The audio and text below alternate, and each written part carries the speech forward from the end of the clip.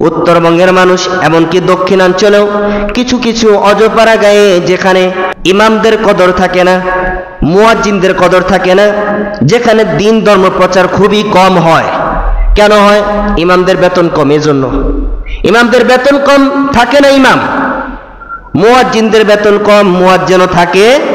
মসজিদ চালায় committee, committee হইছে আরেক মূর্খ, সূরা ফাতিহাও পারে না, কোন ইবাদত বন্দেগী করার নিয়ম সিস্টেমও তার জানা নেই। এইভাবে যখন আস্তে আস্তে সমাজের মধ্যে দুর্বলতা ছেয়ে যায়, তখন অন্য ধর্মরা সুযোগ খুঁজে। কথা বলেন না কেন? অন্য ধর্মেরা, খ্রিস্টান জাতি এটা বাংলাদেশের বানানো জাতি নয়, এটা বাহির থেকে আমদানি করা। এবার বলেন, বাহির থেকে যেই নতুন ধর্ম আসে, এটা কি মূর্খ হয়ে আসে না পরিপূর্ণ প্রস্তুতি নিয়ে আসে? কথা বলেন না কেন? পরিপূর্ণ প্রস্তুতি নিয়ে আসে। ইহুদি ধর্ম, খ্রিস্টান ধর্ম, এগুলো বাহির থেকে আনা। এরা পরিপূর্ণভাবে প্রশিক্ষণ নিয়ে, প্রস্তুতি নিয়ে বাংলাদেশে আসে, আর যেখানে দুর্বলতা খুঁজে পায় সেখানে তারা সুযোগ বুঝে তাদেরকে খ্রিস্টান বানায় দেয়। কথা বলেন? তাহলে বোঝা গেল যে এলাকায় মসজিদ নাই ওই এলাকায় মসজিদ দরকার আছে কিনা নাই?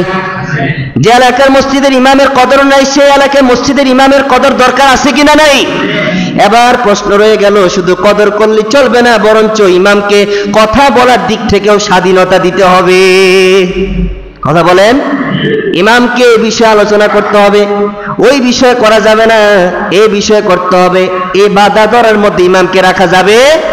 এই বাধা ধরার মধ্যে যতক্ষণ রাখবেন ততক্ষণ দেখবেন ইমাম ওই কবর জগরের কথা বলবে, হাসরের কথা বলবে, কিন্তু হকের কথা বলবে না, চুপ থেকে যাবে।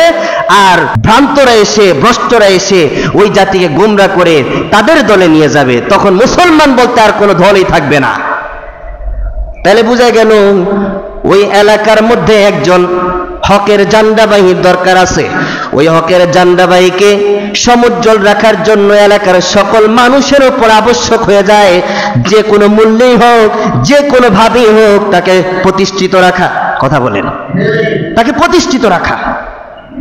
উত্তরবঙ্গে দুর্বলতা দেখা যায়, দক্ষিণাঞ্চলে এরকম একটা দুর্বলতা দেখা গেছে। একটা অজপাড়া গায়ে মসজিদ আছে, কি আছে? মসজিদ আছে, ইমাম নাই।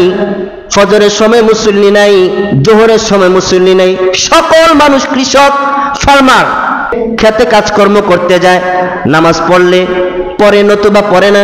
কেউ বাসায় চলে যায়।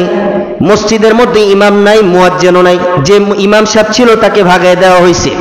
বেতন কম, ইমাম থাকে না। বেতন কম, মুয়াজ্জিন থাকে না। এখন সেই মসজিদে মানুষ যায় আর আসে। কখনো মসজিদ থেকে আজানের শব্দ আসে। এই আজানটা হচ্ছে ইনফেরাদি আজান, অর্থাৎ যখন কারো মন চায় নামাজ পড়তে, সে তখন নিজে নিজে আজান দিয়ে নামাজ আদায় করে, জায়েজ আছে। কিন্তু শরিয়ে মসজিদ না হলে বুঝতে হবে ওই এলাকার মধ্যে অতি সত্বর ধ্বংস চলে আসছে।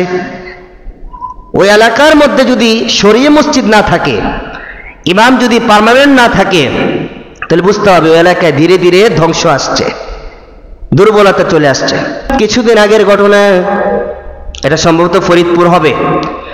ওই এলাকার একটা অজপাড়া গায়ে মসজিদ আছে, সব আছে, কিন্তু ইমাম নাই। কৃষক, সব কৃষক জমিনে চাষ করতে যায়।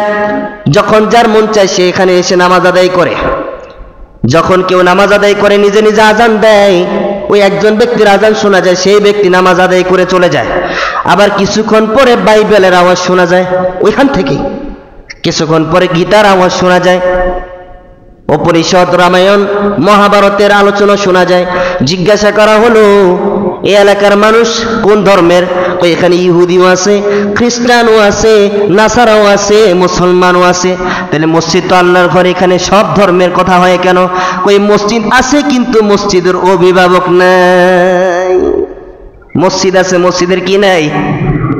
একটা বিরান ঘর, বিরান ঘরে শয়তান থাকে বেশি। মসজিদ বানাই রাখলেন, কোনো দায়িত্বশীল নাই, অভিভাবক নাই। ওই মসজিদটা মসজিদ থাকে না, একটা বিরান ঘরে পরিণত হয়ে যায়। তখন ওই মসজিদে আল্লাহ থাকে না, শয়তান এসে জমা নেয়, শয়তান এসে সেখানে থাকে। এজন্য ওইখানে মানুষ যার ইচ্ছা নামাজ আদায় করে চলে গেলে, খ্রিস্ট ধর্মের লোকের আসে, তার ইবাদত করে চলে যায়। হিন্দু আসে, তার ইবাদত করে চলে যায়। একটা সমাজে যখন এভাবে দুর্বলতা ছেয়ে যায়, তখন দুনিয়াতে আস্তে আস্তে ফিতনার যুগে পরিণত হয়ে যায়। ওই ফিতনার যুগ কাটানো বড় মুশকিল হয়ে যাবে যখন মানুষের দিলের ভিতরে ঈমানটা আস্তে আস্তে দুর্বল হতে থাকে। এজন্য আল্লাহ বলেছেন সিবগাতাল্লাহ, আমি তোমাদেরকে একটা রং দিছি। কি দিছি? এই রঙের নাম হচ্ছে দ্বীন-ই ইসলাম। এই রংটাকে প্রচার করা তোমাদের উপরে দায়িত্ব, তোমাদের উপর আবশ্যক। এটাকে যদি তোমরা প্রচার না করো, শক্ত করে ধরে না রাখো, তাহলে তোমাদের এই সমাজ থেকে দিন চলে যাবে, ইসলাম চলে যাবে। আল্লাহর বক্তব্য হচ্ছে তোমাদের আমলের কারণে তোমাদের দিন হেফাজত হবে, কিন্তু তোমরা যদি একেবারে দিন থেকে গাফেল হয়ে যাও, আমার ইসলামের কোনো ক্ষতি হবে না, ক্ষতি তোমাদেরই হবে। কথা বলেন, ইসলামের কোনো ক্ষতি হবে? ক্ষতি হলে আমারই হবে। কার হবে? আমারই হবে, আমার ধর্মের হবে, আমার নিজের ঈমানের হবে। কারণ কবরে যখন আমি যাব, আমার সাথে তো ইসলাম যাবে না, যাবে? আমি যাব কবরে। ইসলাম তখন থাকবে যখন কবরের সওয়াল জবাব ঠিক মতো হবে। কথা বলেন। আল্লাহ বলছেন ইসলাম ধর্মটা তোমাদের জন্য আমি রং বানিয়ে দিলাম, এই রঙে নিজেদেরকে সাজায় নাও এবং বলো আমরা একমাত্র আল্লাহ তাআলার ইবাদত করি, তারই দাসত্ব করি, আর কারো দাসত্ব করি না। তাহলে বুঝতে পারলাম এই দুনিয়াতে টিকে থাকতে হলে, এই দুনিয়া থেকে খালেস মুমিন হয়ে কবরে যেতে হলে সর্বপ্রথম কাজ হচ্ছে ইসলামের রঙে নিজেদেরকে রাঙিয়ে তুলতে হবে। এছাড়া বিকল্প কোনো পথ নাই, বিকল্প কোনো রাস্তাই নাই। ইসলামের রঙে যতক্ষণ না আপনাকে রাঙিয়ে না তুলবেন, ততক্ষণ পর্যন্ত আপনি কবরে মুমিন হয়ে যেতে পারবেন না। قل أتحاجوننا في الله وهو ربنا وربكم ولنا أعمالنا ولكم أعمالكم ونحن له مخلصون। এই আয়াতের মধ্যে আল্লাহ পাক রব্বুল আলামিন বলছেন, ইহুদি নাসারা জাতি নবী করিম সাল্লাল্লাহু আলাইহি সাল্লামকে দেখতে পাইনি বলতো তোমাদের ধর্ম বলতে কোনো ধর্ম নাই,